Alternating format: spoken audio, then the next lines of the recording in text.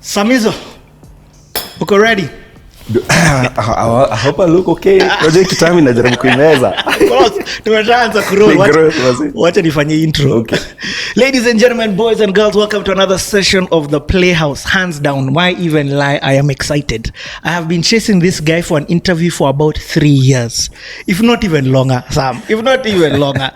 Yani, this is about to be one of those conversations that needs to be in the school curriculum because he's about to teach us the entrepreneurship journey. In front of us, we've got a hustler. We've got a genius mind when it comes to tech. We've got a serious entrepreneur. We've got a guy who just keeps it real. A techpreneur, Nabado.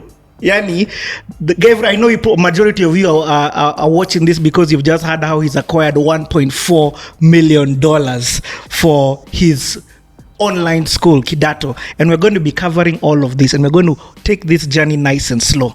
Sam, Yani, I am super honored to have you here. So ladies and gentlemen, boys and girls, put your hands together for none other than Sam Gichuru.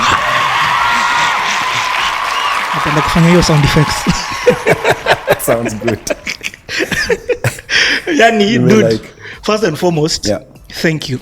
You're welcome. Finally, you are here. Yeah. Guys have no idea how long I've chased you. I know. It's been a couple of years. And you know what makes this journey so exciting? When I was chasing you, Yani, you're telling me, bro, bana sijafika. Me, I'm not here. I don't want to come and lie to guys. Sijafika. Just give me 1 year to become a millionaire, bana. And I think that's what I said, actually. And I was like, bro, bana, a millionaire in 1 year, bana. Me lazima ngoje paka 2050. And without a doubt, a year after you telling me that, here you are seated. Probably not a millionaire, but I do remember the conversation. You remember the conversation? Yes, eh? yes, Bro, siko ambo lapa. Kiarea watch. Anyway, but dude, feel free. And here we're just having a conversation. Okay, sure. Let's take this thing from the beginning. Tell me a little bit about your growing up. Okay. Where's Sam Gichuru from? You get. Okay. When did you fall in love with? I don't even want to. Is it tech space? Let's talk about your early beginnings. Well, I was born in district. My mom was 19 years old. Whoa. So it wasn't easy for her. And we laugh about that story now. And basically, I think there's a story there about a young girl who gets pregnant and she doesn't know, what to do next with herself. And I think that's a story I'd love to hear her tell, because today when we talk today, it's such a different story. Like it's an honor for my mother to look at me and say, Sam, you're my role model in life. I have never seen somebody like you. And it's such, I think just hearing that from my mother is usually more than enough than anybody else, because I was a child who probably wasn't supposed to exist in that sense. So she's super smart. She's growing up in a neighborhood that's, like it's Oshago. So she comes to the city, gets herself a job and starts teaching. And so she's taught for 43 years. I grew up in Rongai, right? Hapo ngata Rongai ukifika tu hapo hivi. Mtaani kidogo. Kulikuwa na, are you comfortable? Are you as comfortable with me switching to Kiswahili na Sheng? Sababu wazee. The viewers will have to Kizungu inakuwa mob sengine. Alikuwa mtaani Ronga. So my mom is a teacher. My dad is a politician. She's not getting paid a lot of money. I'm walking to school 2 kilometers to Rongai Primary School, 2 kilometers back, from class 1 to class 8. It's a bit of a rough neighborhood, and a lot of people may not appreciate how rough Ongata Rongai is until you leave Ongata Rongai and you live another place of the world. Like I have been able to probably live in Europe, Amsterdam, or I've lived in Paris, I've lived in the US, short stints of times, and you don't realize how poor you are until you you chomoka.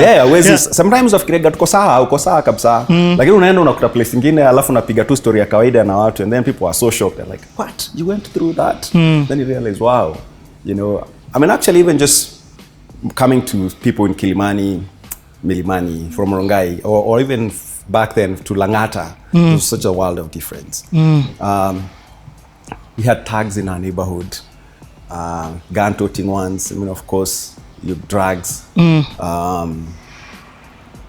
It's very crazy because our house was in the middle of chaos. And it's very crazy to indicate how I survived from that. Yep. Yeah, I had a lot to do with my mother. My mother used to read a lot, so we had a TV with a battery, so we didn't have electricity. So I read a lot as well. What? I read her books, so which were very mature sometimes. Barbara Taylor Ford, Sidney Sheldon's. I read all those amazing books that I'm trying to remember the titles. Yeah. And they were really big books, even as a small kid. So I traveled in my mind a lot. I guess that's what disconnected me from my neighborhood. I get what you're saying. Yeah, that could have been it. Pia kichapo pia. Ilikuwa serious. Ilikuwa serious sana huko kichapo. Let me ask you about school. So now you say you go to Rongata Primary School. Rongai Primary School. Yeah. Tell me a little bit about that experience. Are you clever in school? Is there computers? What's that experience? Bro, man, I don't even think the computers were discovered there. When they were discovered, what year is this? By the actually, that's a good question. What year? I cleared high school in 92. No. I clear primary school in 92. I clear primary school in 92. I clear high school in 96. So 80s towards the early 90s. I don't know. We were just laughing about this recently. For us, it was a normal experience. We walked to school. Sometimes tuko na dandia lori ya mchanga ama ya mawe hapa nyuma. Tuna drop karibu na shule ama tuna dandia lori tukirudi with a big bag and two shorts. And to be honest, we were not destined for anything. I mean, I think the teachers put all the effort they can and the parents in the neighborhood. Yep. But most of us were not supposed to go anywhere. You're not supposed to make it. No, we're not supposed to make it. I call them least likely. You are a least likely. All of us were least likely. When I look at what opportunities other people get and the opportunities we got, they were least likely. It will wenda ukasome kama watu wale wengine usoma alafu urudi. But I was clever. I was number one from class 1 to class 5. I used to be number one. But the reason I used to be number one is because I had a teacher for a mother. So my homework was done very well. I had to have that discipline. Until about class 5, I started meeting more cleverer kids. And I had such a beating in my self-esteem. Nikaza kuja number 3, 4, 7, 10. Ikanilemea sana. By the time nikifika class 8, shule ilikuwa neither here nor there. I was very impatient in class. A lot of theory didn't work for me. I'd prefer to even, niko na kitabu, mwalimu anasoma kitabu history, lakini chini ni novel. Nilikuwa hivyo. Nimeficha ka Meals and Boons. Now I'm learning about Meals and Boons. I don't know whether you know about Meals and Boons. Some people watching this are like, yeah, I also read that. Not Temptations. But I couldn't find other books. So I'd say my classroom experience is one of a kid who was anxious to move and not to sit still. I am not academically, like what you'd say, those one, choppies, Yeah. Vitabu ni bo kidogo, because it's too theoretical for me. I really do love practical stuff. Yes. I'd like you to teach me something and then we do it. That's so powerful. You want to be taught to apply in life. Yes. Or to apply in whatever situation that you're faced with. That's why you're learning. Yeah. That's why campus in Lemea. Okay, even before we get to campus, first of all, do you have any siblings at this time now? I have 2 sisters, 2 amazing sisters. They're such amazing people. Yeah. Okay. We're a very good family. Growing up was really tough, even as a dad was in politics, because there was not enough money ever. So when you say he was in politics, what position is he vying for? Councillor. Oh, okay. Yeah. He was a good councillor. He helped a lot of people, gave out a lot of property, but also meant that campaigns required to take all his money back and all of that. A few people don't believe it because they're like, oh, you guys look like you're the best of the poorest, like in a sense. The best of the poorest. Yeah. But I hear what you're saying. And we look okay, right? But kwa hizo ma struggles, nakumbuka siku moja tulikuwa tunakunywa tu uji ya maji. Mother alikuwa jaribu sana. Watoi watatu na salo sijui ya 12K. And my sister who follows me, Miriam, we're so hungry kids. We sit in the living room. We are angry as well. She makes a joke. And we laughed so hard that every time we got hungry, you remember we just made jokes. There were just enough jokes in the house after that. So it became very tight because my younger sister would make so many jokes. She was so funny. Yeah. That hanga ilifukuzwa na kicheko. Yeah. Lakini of course mtu alikuwa jipanga. Unamka asubuhi naenda mahali unajua unapata food. Kwa neighbor, kwa kiosk fulani hapo unajua natasukumiwa kama ngumu hivi Back then there were donuts. Yeah. Unatoka donut, unatumwa hapo hivi ulete chupa ya soda, sijui empty bottle. It's okay. I love the backstory, man. My People parents look at work- you now yeah. and they may not know this other side. Yeah, ilikuwa hard, lakini pia kuwa na ambition. Hakuna mtu akukushow mbele. Wale wasi wako karibu na mimi wako juu ya kikombe, like kikombe means they're like drinking a lot. Yes. Or they're high on drugs, or they have no ambitions, or they are thugs, you know, like literally thugs, or they have us beat each other up. Like walikuwa na hizi gloves of boxing. And so they'd bring me and other young men in a circle, like, these are real thugs, man. Ambia mchapane. What? So as they put your hands up and you just punch your way out. That's crazy. I remember, it was funny. Yeah. There are the same people who stole stuff from my house. We had a radio and they stole it. So I didn't even have radio. I didn't even listen to music all my life as a kid because somebody stole our radio. And my dad was like, There's no money to buy another one. cool. Okay, let's enter high school. Where'd you go to high school? Went to high school, Matasia. It's called actually Eno Matasiani. It's between Kiserian and Ngong. That's where I went to high school. I went there boarding. So your whole growing up, you've been on this Rongai side. Kapsa. How was high school for you? Why do you say it was a good school? It was okay. As in again, And this is the first time you're in boarding the now. question is comparisons. It's the first time I'm in boarding. Like, Okay. I don't know anything to compare it with. So I'm thinking it's okay. It's okay kwenda kuoga kwa rive mkiwa boarding. It's okay to have no running water and whatever. You know, it's okay to do kupigania chakula. Sa ile nyama imwekelewa tu hapo wasa wanadandiana wanachapana mangumi. It was okay to experience violence because there was a lot of tribal violence back then, and ulikuwa unalala kwa na pesa kwa mfuko juu ya hiyo. Wamasai na Kikuyu wako wanapendana sana. So marungu zilikuwa zina fly every now and then. And it's like it was violent, right? But I thought it was okay. You thought it was normal? That's I hata sisi tukikutana na my old high school mates ucheka juu story kwa sababu it looks normal, you know, that unaweza enda unaingia domo hivi unachapwa kiboko kwa sababu wewe ni Mkikuyu, you know, or that you actually have swords in your sandukus, you know. Wewe kila mtu ana kisu yake ameweka kwa sanduku yake. So kuna sukari yako na nguo zako na nini na hot chocolate hapo na kisu. So I thought it was okay. It was normal. That's the thing is that a lot of people don't know that some of the things they experience that's not normal. That's not normal for kids. It could be for other people that's just a whole different story. Yeah. Yeah. I mean, quite a number of times watu walilala tu kwa magiza huko chini ya miti.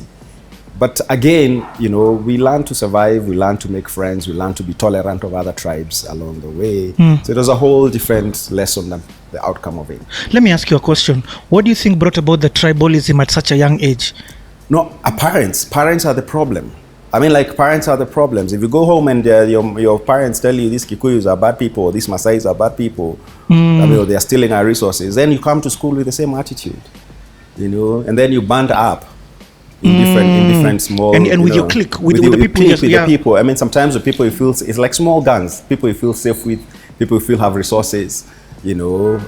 People who were able to cross both, you know, they're both Kikuyus and Maasais. Mostly back then, in the 1991, 92, it was more Maasai Kikuyu fights a lot in the Kajiado area. Yeah. It was predominantly Maasai, but then Kikuyu people had already moved there. They started coming in. Yeah. So I'd say parents have such a big role to play when it comes to the things they say in the house, because kids are listening, and when kids hear the wrong things, they'll apply them in ways you didn't even imagine. And I think I saw that in high school. So it was okay, but there was, of course, the usual bullying. There's the usual, you know, sneak out of school, walk all the way home because you don't have money from Kiserian to Rongai. You know, that's a long distance, bro. Yeah, ukiwa mtoi. You know, ukiwa like 13, 14, shatoka uko Kiserian, uko sama, uko Matasia, unapita uko kwa forest. Unatokea Lysa Hills, then you get all the way home. It takes you about 2 to 3 hours, and then unapata pocket money. Alafu unarudi jioni kabla mtu aje kunotice, unarudi shule. So from an ambition perspective, what are you ambitious? Are you like, I want to leave this area? Are you like, do you know what you want to be in life? That's not something. So let me give you a natural progression. So I come from this place where there's no ambition at all, to be honest. I'll tell you a story. I met a girl who once asked me, she was very pretty. She asked me, I was young, and she goes like, so what are you going to be? You you know. Can't be a missing ambition. I want it. Yo. I think I was 19. I just said Kole in Tao. I remember because she was going to Catholic universities not to limit Kobasi, you know, and she goes like, I was like, yeah, Sin ambition. I was really funny because when I later thought about it, because I could see the shock on her face, and then I was like, hey, niaje memshtuyo story hivyo, mimi niko tu. Anyway, my ambition came from, I went to this church and I met this pastor, and is this in this high school era? Just slightly after high school. Okay. And he used to go to the States and come back, and I was like, wow, watu rudi. Sababu si watu wale tulikuwa tunajua akienda state homa zile kwa atuaoni tena. One way ticket. One way ticket. Mkishafanyiwa harambee mnajua kwa heri. Gone. Ndio ulikuwa unapelekaga kila mtu alikuwa anaenda na msee kwa airport sababu unajua huyu mkimuona tena ni God. It's true. Mpaka chief alikuwa anakaa nani. So yeye alikuwa narudi, and then you know, I mean, like, introduced me to the church, introduced me to the word of God. I mean, so I had at that particular point, I became like one of the main youth leaders in church. And I grew very ambitious from that point. What? You know, yeah. So like the whole church setting made me realize I can be more than I am. And one of the things that actually made our relationship work, I can never forget, because I was 19 and I had read The Godfather and The Sicilian. Read? Yeah. Both by Mario Puzo. And so yeah, but not watched. You're talking about Read. No, nisoma vitabu. Mimi nilikuja kuwatch movie baadaye. Yeah. Niko soma. So mimi sikuwa mso wa church. But say we was talking, he was like, so what's your favorite book? I said, I think I like The Godfather. And then he was like, I think The Sicilian beat that one. I was like, yeah, it did. I was like, oh, pastor anasomaga mafia books. Ni gangster ina gani? I can't be a mother, but then I'm making a fence at my house that this guy come help me. I was like, okay, he seems like a cool guy. I'll go saidia kutengeneza fence na mawe. So sasa tunatengeneza fence na mawe. All we spend the next whole 2-3 hours, we just discussed The Godfather, Mario Puzo. We just discussed the Sicilian families and the mafia families, and just for a 19-year-old kid talking to this almost 35-something-year-old man, and he's a pastor, and he's just speaking my language, was very, very like, wow, okay. I mean, like, and then he sounded very smart. We played Scrabble. He was super smart in Scrabble when he took a break from fixing the wall. So it really built my ambition.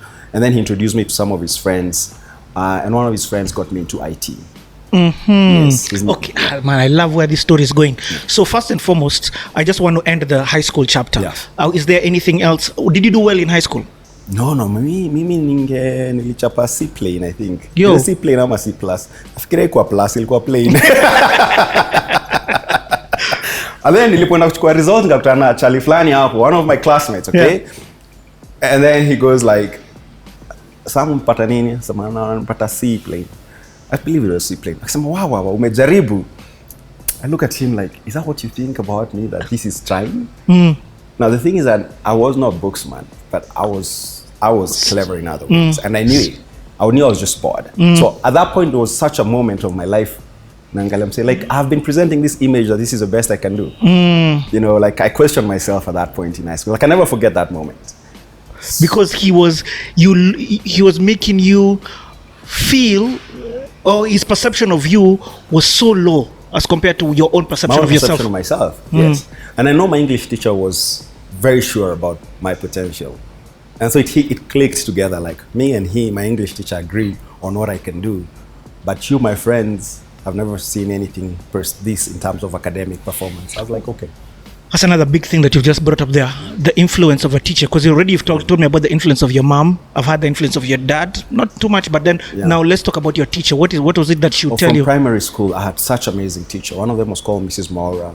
She literally took me aside and she'd have me go read. Like I was in class 3, she'd take me to class 5 or 6 to read for them because they couldn't read. Whoa. So I'd walk in the class and the newspaper and he'd tell me to read something for them and I'd read for them and they'd be like, wow, this kid can read.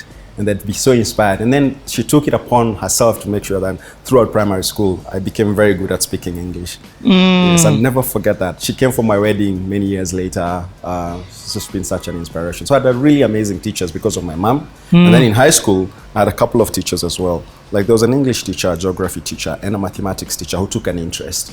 And I've come to learn that teachers are some of the most powerful forces in our lives. Like for real, forget doctors. Anyway, doctors, physicians, pilots, whatever, name it, engineers, they all come from a teacher. Yep. They walk through the hands of a teacher. And that becomes such a big part of my inspiration today. Just like teachers need to be treated better. Teachers need to be remunerated better. They need to be given more opportunities. They need to be the people. They need to take back the position they had before government started mistreating them. Teachers were the most important people back in the 60s and the 70s. They should be the most important people today. This is so wonderful. I see leading up to your school, but we'll get there. Yeah. So you finish high school with the C+, and then now you, of course, C-plane, I think. C-plane, sorry. To confirm. But then now you enter this gap year, and that's when now you enter the church, yes. this pastor, who becomes another influential person. Very influential. So let's talk about this gap year. Aside, what was church doing for you? Were you now spending the time there? Because, a lot of people get lost in this gap year. 8 to 8, I was in that church. And it was a house that was converted into a church. So the living room was where the church happened. So it was in Rongai. I spent 10 hours a day there, if not more. I learned how to play the guitar. I read books he had a lot of books, so we exchanged books a lot with him, moving away to more religious type of books. I met, the first computer I saw was there. The second one, the first one came to high school, but nilikuwa huko nyuma tu nikichungulia vile watu wanacheza nayo. Watu walikuwa excited, even tulipomaliza high school nikasikia watu wameenda computer colleges, mi bado nilikuwa siko sure. So there was the first computer there, so I touched it. Whoa. Yeah, and then I learned to fix it pole pole. Then one of the elders of the church, it's called Willie Sowala, just probably 10, 15 years, maybe more, 20 years older than me. We're still friends, we talk to date. Actually had a call last week. He saw an interest in he used to work for telecommunications, for what you call now Telcom. So in the college on Bagathi. So he started bringing me magazines, PC World magazine. So my first interaction with Silicon Valley was nilikuwa nasoma hizo magazines, naona HP imetengenezwa aje, Compaq imetengenezwa aje. So they're releasing a new type of CG, whatever type of cell phone ilikuwa kubwa, all those releases and all that stuff. My first interaction with computers was from the elder in church, who just brought me magazines again and again. And then he told my mom, this kid loves computers, and if you don't mind, I would suggest that you look for him a computer college. No way. Yeah. So my mom said, okay, so the only computer college my mom could afford was Kenya Christian Industrial Training Institute, KCT. Beautiful campus, smack in the middle of Eastleigh. So problem was, how do I go to college? Kutoka Rongai 125, alafu namba 9. So nikakuwa kange hapo hivi Rongana, ma3 fulani zilikuwa za beste yetu, za anko ya beste yetu. So na hang napata sare. Nikishuka nikiingia namba 9, sare moja. Nikirudi jioni, sare huyo mse unajua vile wanafanyaga walikuwa. Sijui kama bado hufanya hivyo, unafanyaga kale kama mashini pale nyuma. Kuna mse ana count So mimi nikishuka lazima nilijue ku drop kutoka kwa ma3 alafu nasema sare moja. So that's how I made now the fare back and forth, and I saved the little that my mom gave me. Wow. This story is, I love the progression. So let's talk about the campus that you go to. The school, what's it called again? Which one? The where you went in Eastleigh. KCT. It's called KCT. So this may be a year after. Yes, slightly, almost 6 months after. I can't really So what remember. year is this around? This is around 97. Around 97. Yes. In fact, even 97, the internet is. No, it's okay. But depends on what side of the Wayaki highway you live. It was popping. But you fall in love with computers. Now, my goodness. What's your first experience in this school? Our first experience was Microsoft DOS, and we're supposed to understand how to write with DOS only. So black screen with a cursor. And man, I got so good in that class. It was a typing class. Yeah. So you type, you move your fingers so fast. So we really like getting into it. I'm teaching the other guys in class about that stuff. I got very good, like I got to be able to connect the network so I could message somebody on another computer. There was no instant message. And who is teaching you all this? No, just tell them about class for half an hour extra. Niko hapo tu juu hizo comms. Na iko na local area network. Yeah. So we learned how to message each other people in class, to connect machines, and there was a few tricks here and there. Yeah. Got very exciting, but I was such an introvert. A lot of people go like, you are an introvert. You look like an extrovert. Ini kazi. Anyway, I'd finish in the middle of my classes, I'd have a book to read. So all the photos I have of college is me or either novel or me in class. So I'd go sit in a field and read, and then in the next class, and then it's jioni nachukua bag. So I developed an interest on computers. It was Windows 3.1. And at this time, are you like, this is the direction in which I want my life to go? It becomes very clear that computers are a strong part of your life. No, not yet. Not yet. Not yet. You just love. I don't feel like I'm moving. All of my friends have gone to Kenya School of Monetary Studies, Kenya School of Professional sijui nini. Campus. Ilitwa sijui nani, wengine wanaanza kwenda Campo. Unajua kulikuwa na colleges na ka serious Vision Plaza, wengine wameenda Strathmore kusoma sijui accounting CPA1. Mimi niko hapa hivi. It's something that is not adopted by a lot of people. So even when they talk about me, they're like, "Samu kwa gaule mso comp." Like it's there were no cyber cafes at that point yet. They're about to come now. Yep. In the next 2 or 3 years. So I was still just like, I just loved doing computers, and I was just looking for a job, any job to do. Okay, so let's talk more about these computers. How deep and how much knowledge do you feel like you get about the computer world at this time? At that point in time, I was really good. I mean, like, I was really good. The thing with comps is they grow so fast. Like right now, you ask me how good I am, and I'm completely uko chini. Like I'm a junior, because I don't know much about blockchain. I mean, I don't know much about AI. People could claim they know even in Kenya, but I'm telling you, and I've met the people who know what they're talking about now, and I know I don't know. And so back then, but at that point, because there was only a certain amount of knowledge you could gain for computers, there was not so many websites. Yep. What do you mean? There's no website. You're talking internet is not. It's a thing in the US already. Yeah. But it's not. It's a thing even here. But it's Telcom Kenya, I think, and one of ISP or the other that were still. I didn't even know ISPs at that point because I worked for ISPs now about a year later. Okay. So anyway, I was good. I think I remember according to the time, but most importantly, according to the people I hung around with, I was good. So I could have been the best of the worst, potentially. Or also the best of really the best, because you're saying not too many people are learning computers locally. Yeah. How many people in your school at this time? How big was the school? It wasn't big. I can't remember the numbers, but even the ones who were there, they were studying more interesting things like electrical engineering, not necessarily software. They were more on the electrical side or the mechanical side. So again, there was a lot more ladies than men. Typing, typing, like that, secretarial jobs. So I wasn't very clear whether I want to be doing PowerPoints. Back then it wasn't called PowerPoint. I don't remember as well. I think it was called Paintbrush or something. You're taking me back. I wasn't thinking like I'm going to sit in an office and type documents and help people edit documents. It wasn't interesting. Maybe repair computers. Okay, so what happens next? How long are you in this school for, and where do you go next? Oh, just 1 year. Just 1 year. I graduate. They have this formal graduation for people with certificates, which is really encouraging parents to come. And so I graduate. I'm wearing this gown. It feels like cheating because I just have a certificate, not even a diploma. And then I come back, and now I'm niko tu bado mtaani. Kuna job. Back to Rongai. Yeah, but kabla, just before the college, your sting before the college, I did now the sewage job for a year.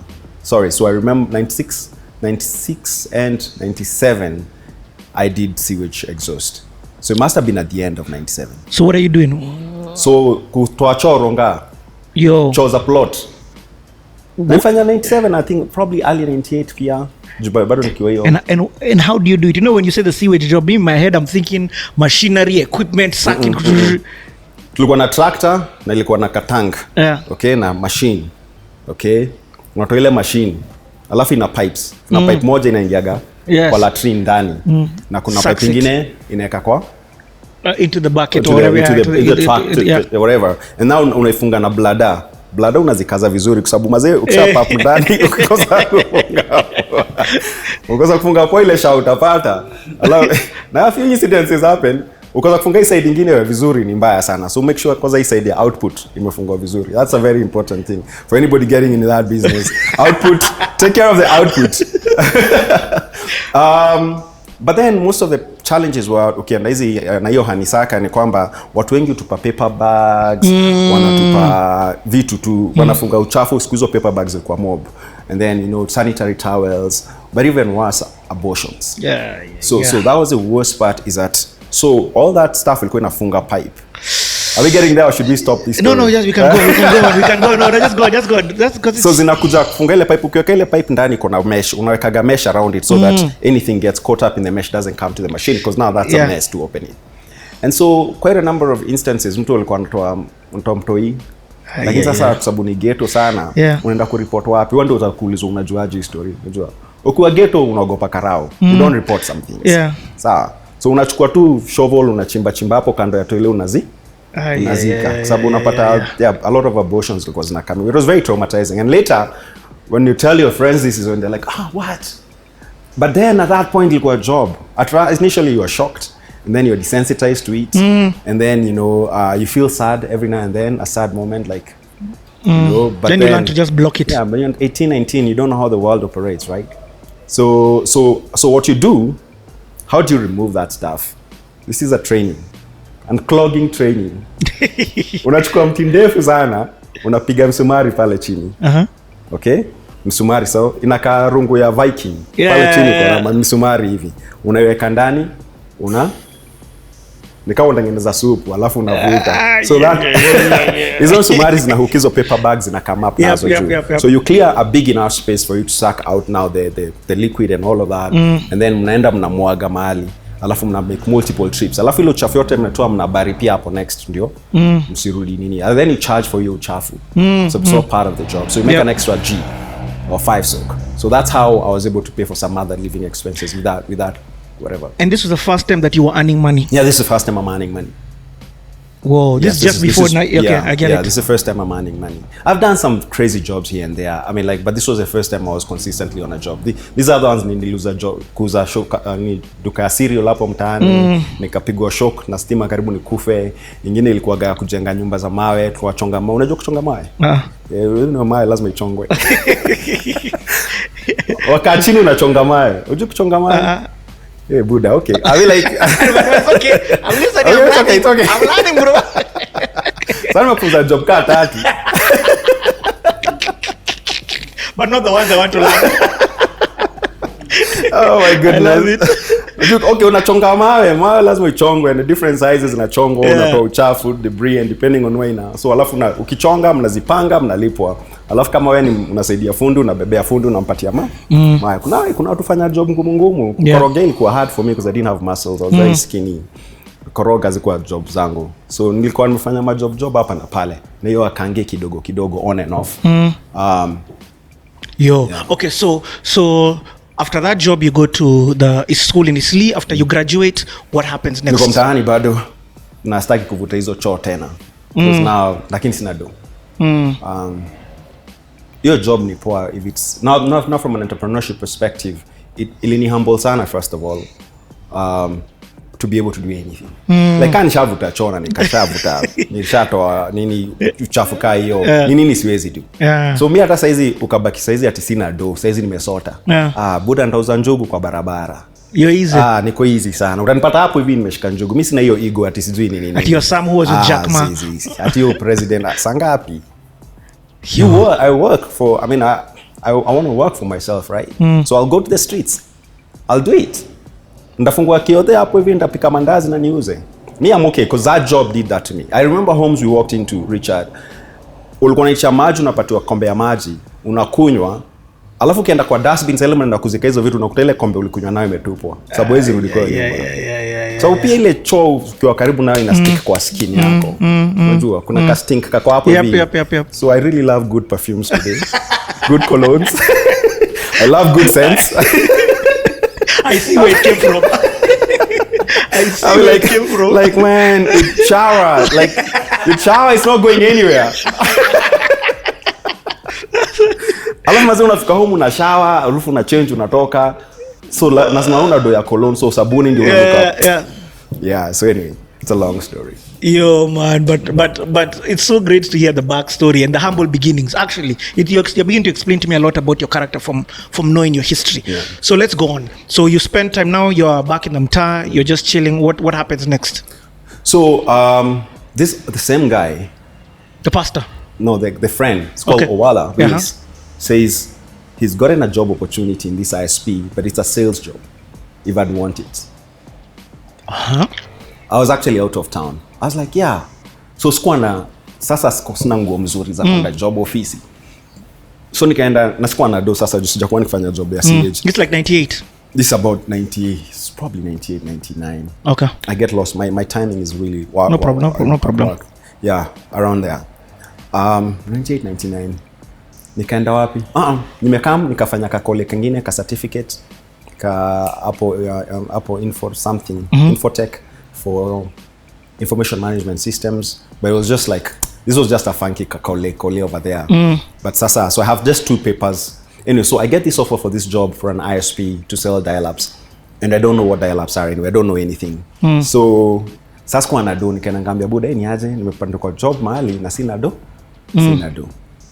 Buda akaniambia okay. Twende Gikomba. Tukaingia Gikomba. Buda fashion sense yake haiko hapo sana. Yeah, you have those suits which were 3 times your size. Wazee alivaa suti zingine hapo hivi, trouser zingine. Bali nilikuwa na trouser ya pink. Please tell me kuna photo Hapo hiyo. na kimshipi kikubwa that even the people I work with tukimit leo ananiambia kile kimshipi yako. Kimshipi iko na mashimo mobi hivi, akanipatia ilikuwa mshipi yake. Akanipatia njumu zingine long sharp. Nika show up job. Kuingia ile job nikapata interview, nikaandikwa job. Nikaambiwa hii job hakuna mshahara, ni commission only. I was like okay, that's fine. So mazee nikaanza kuhustle. So now they're telling you dial-ups. Yeah. So connect people to the internet. Yeah, okay. In fact, explain Yes. to, because you know the guys here, they think internet started with Wi-Fi. Yeah. Some people watching. Explain what dial-up is now. Yes. So dial-up meant that at that point meant that for you to have a connection to the internet, you needed a computer and a phone line. Now most people's landline was in the living room. Most computers were in the bedroom. So the first thing at my job was to find a way to wire that phone from the living room to the bedroom. Now imagine I don't have telecommunication training, so I have to figure out how to do that. So I figured out how to do wiring of computers from one point to the other point. So my kabago started to grow with now special tools. Now this must have been 99 because the one person who there were a couple of 2 ladies who were teaching us how to fix dial-ups. One of them now is my wife. It's a long story. So she was very technical. She was a very technical person, but then she left IT back then. So that's crazy. We're gonna have to cut out that. That's just for your benefit. That's wonderful. It's your story how you met. Yeah, so that's how I met her. But anyway, so I'm going to do this wiring stuff, okay? So I am wiring to the bedroom, and then you have to plug the phone to a modem. It's called a modem, just like your router, but that's the best example yes. I can do. But it's not a router because it's still a router. It's a Yep. modem. And then you configure the computer to dial out. Hard-coded configurations. Not like today you get an SMS and it just configures your phone. And then now the phone dials our server on Loiter Street. And there's what we used to call a handshake. So here, if your network is bad, you live in a place like industrial area or some other place, that takes like another 10 minutes to connect. If you live in a good place where the network is good, which were the rich people where they were, then it connects. Then the internet connects. You open www.yahoo.com, you show the customer it works. Then you can wait for it to load. So it will take like 2 minutes to load yahoo.com. Then you show them their emails, and then that's it. And then that was my job, to make sure I connect Kenyans to the internet. So I went into a lot of, now that's when I realized tulikuwa poor kwetu. Because you're entering people's bedrooms. Yeah, entering houses and bedrooms. Man, unatoa viatu karibu kwa gate. I went into homes, and then the people who could afford this stuff were the most richest of Kenyans. I mean, like I remember, people who became prime ministers or became ministers, those were their homes, right? Unaingia, unapelekwa specific room, una connect. I remember this client who used to have 3 phones. When he had a problem and I went to fix it, said, don't touch that phone even if it rings. And then you can use this phone to connect to the internet. This one is okay if you need to call. And then jokingly, one of my colleagues would ask, why can't we touch that? Say, it could be the president calling. I'm like, so Kibaki would call this guy. It was very amazing to be in such kind of homes, in Karen, in Parklands, in uko ndani tu, Muthaiga, Runda. Those were my first times. And then you'd be dropped somewhere and walk a long distance. So I got to see richness.